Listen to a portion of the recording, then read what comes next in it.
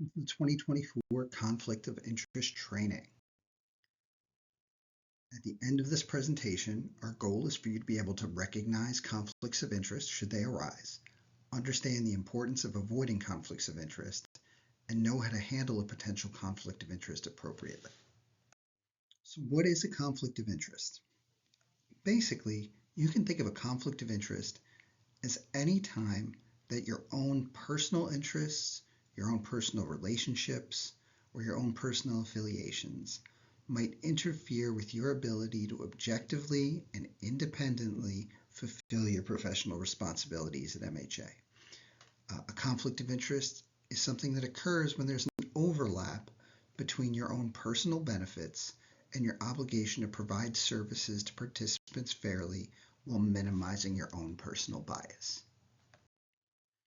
When we provide services to members of our community, conflicts of interest could unduly influence our professional judgment or call into question the duty that employees, managers, directors, or board members have as an obligation to serve the agency and to serve the clients, not to serve themselves personally. Conflicts don't have to be real in order to be perceived. Sometimes it's enough to damage our reputation just for the appearance of a conflict of interest to be present and to be seen by clients. So, for example, we don't accept favors or gifts from any program participant or vendor that does business with our agency, even if those gifts really would not create a direct conflict of interest. The important thing is making sure that we are seen to be avoiding those conflicts. Only items without any significant economic value can ever be accepted. So, for example, if you were going to a conference or a training and they gave you a gift bag, and that gift bag had like a mug with a brand name on it, that is perfectly acceptable. Totally normal for us to get at a conference. Doesn't require disclosure, doesn't create an actual conflict or even the appearance of a conflict. Actual conflicts are a bigger deal. If you or an immediate family member or a business that you have a stake in tries to do business with MHA, you have to disclose that in advance and in writing to the Director of Human Resources and to your supervisor. The Director of Human Resources will review that information along with your supervisor, and they will decide if that related party is still the best choice for us to do business with. If that's the case, then the board of directors or senior management can waive that potential conflict of interest. On the other hand, it's very possible that after reviewing the potential conflict, we've decided that it would influence us inappropriately.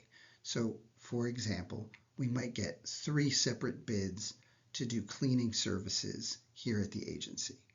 When we look at those bids, your bid might not be the lowest for the same quality of care, in which case we would go with a different provider for those cleaning services.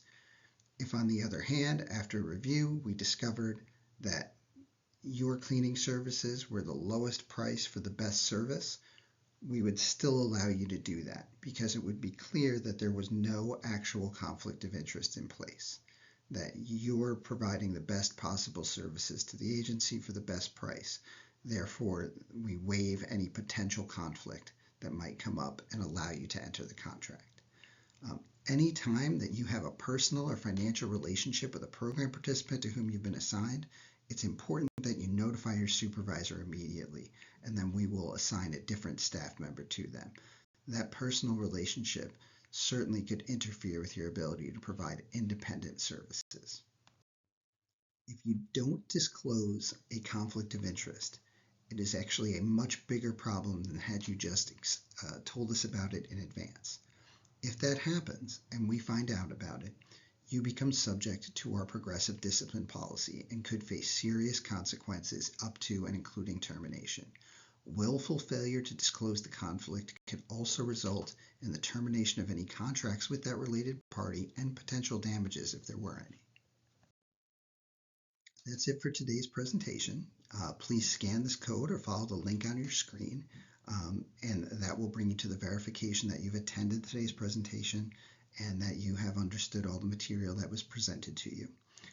In addition, there's going to be an email sent out to all of the senior staff, everyone who is a director here at the agency, and you will have to sign some conflict of interest paperwork indicating that you do not have any conflicts of interest with the agency at this time. So you will get that link in your email along with the rest of the materials from this training. Thank you very much.